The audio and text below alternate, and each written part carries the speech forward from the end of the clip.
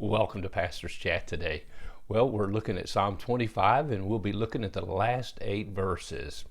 Well, Christmas season can either bring great joy or it is, for many people, a tremendous time of hurt and pain and regrets and distress as people face maybe past issues, relational issues, and they deal with family issues, and it's not a time they always look forward to.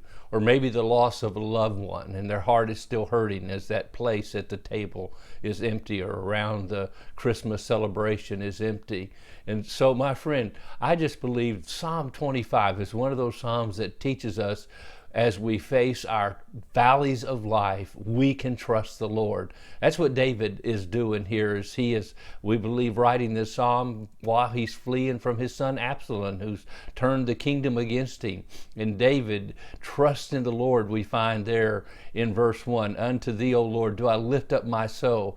I put my trust in you." And then he begins to reflect on why he can trust the Lord, because the Lord is merciful and kind and righteous, and the Lord will teach the humble in his way. But then we come to these last verses, and David comes back to praying about the special burdens that he faces. He has dangers without, and he has emotions within that have burdened him down, and he brings them to the Lord. And that's what we should do with our burdens. Take them to the Lord in prayer. Take them to the Lord believing that he's going to answer our prayer and help us. So let's listen as David takes his burdens to the Lord in prayer. And so he says in verse 15, "My eyes are ever toward the Lord, for he shall pluck my feet out of the net. Turn yourself to me and have mercy on me, for I am desolate and afflicted. The troubles of my heart have enlarged. Bring me out of my distresses. Look on my affliction and my pain, and forgive all my sins. Consider my enemies, for they are many, and they hate me with cruel hatred. Keep my soul and deliver me. Let me not be ashamed, for I put my trust in you. Let integrity and uprightness preserve me, for I wait for you. Redeem Israel, O God, out of all their troubles." Redeem Israel out of all their troubles. I'll never forget writing in my Bible years ago, right over the word Israel, I put Michael. Redeem Michael out of all his troubles.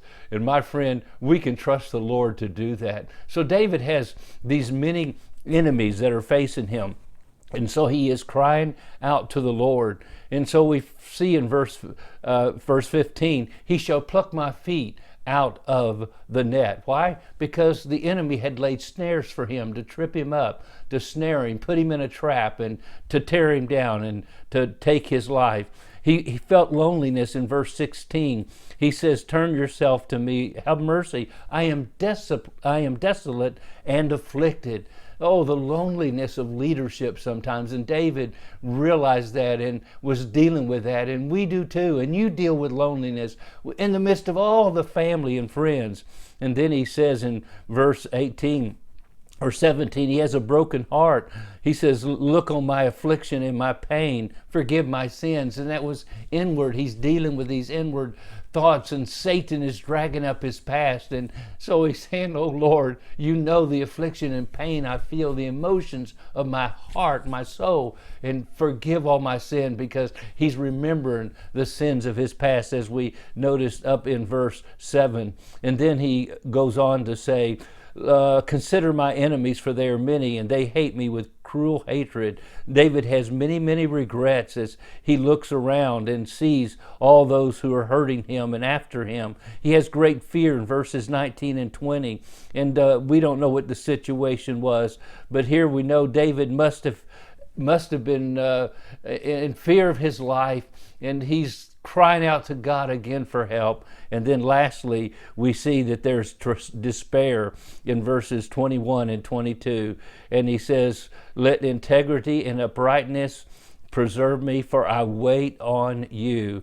Oh Lord, I wait on you means I put my hope in you. David didn't lose hope. His hope was in the Lord. We lose hope, there's no future. But my friend, if we trust and put our hope in the Lord and wait on him, there's always a great future ahead of us as he takes us through this difficult time. Oh, what a great psalm. I pray you'll think about it, meditate on it, and make it a part of your life. God bless, and you have a wonderful, wonderful day.